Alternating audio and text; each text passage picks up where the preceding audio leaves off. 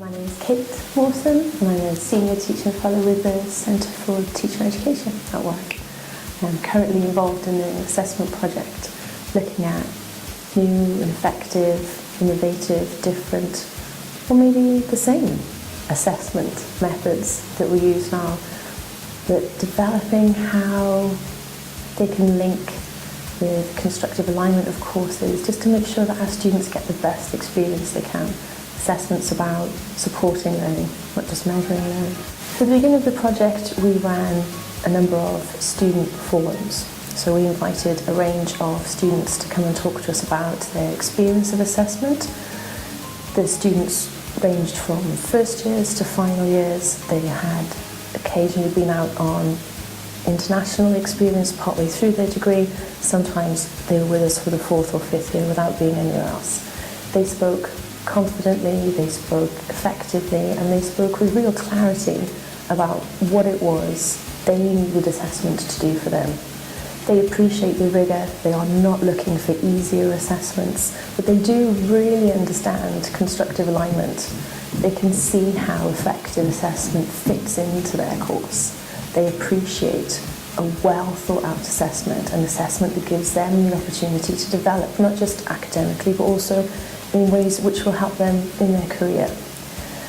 So of the 5 or 6 forums that we did, mostly the feedback from students was they get a really good experience here, but there is probably some work to do. They could talk with enthusiasm, and it was very easy for them to identify real pockets of excellence. They spoke at length about members of staff, about modules, about departments, who really understand that assessment is about supporting their learning, not just measuring their outcome. Just because new assessments are different doesn't mean they are not as difficult. But there are some difficult questions we need to ask. Do the assessment methods we use currently provide the most challenge? Are the assessment methods that we traditionally go to as our first choices the right and most effective methods? They are difficult questions. We don't always like the answers sometimes, but it is about making sure that our assessment matches our values for our course, our discipline-specific requirements.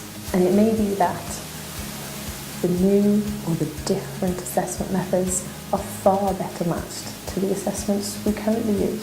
So when you're looking to change an assessment method, there are a couple of things that you need to keep in real clear focus. What is my time scale?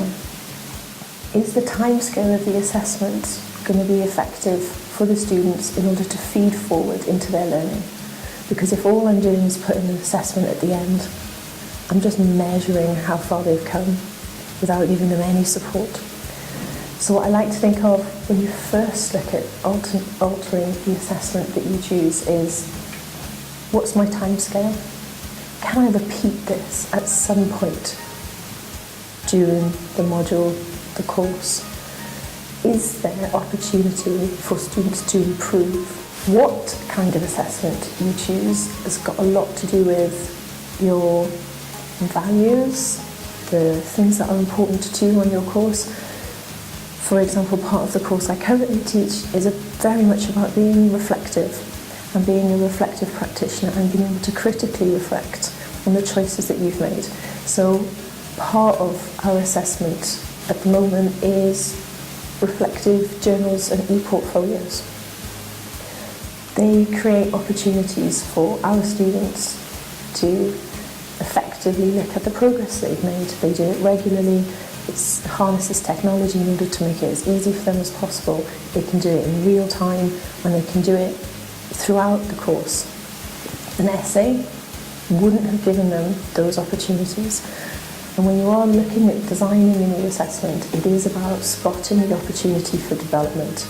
A teacher that I had said to me once that if you ever think something's 100% right, then you're missing something. And it's probably not in my mind to drive towards getting 100% right. But what is important is that you're not happy that you're missing something. And while we continually try to improve and develop, we should identify everything that we're doing well right now And there is loads of great and effective assessment going on right now, and then continually develop that while we are engaged in continually moving forward and continually working on the excellent practice that's already here. Being right, probably not as important as being prepared to keep changing. It'll be right, and we'll be able to identify those rights when students can see that their assessment produces good outcomes, and when academic colleagues are confident in the assessment and the outcomes for their courses.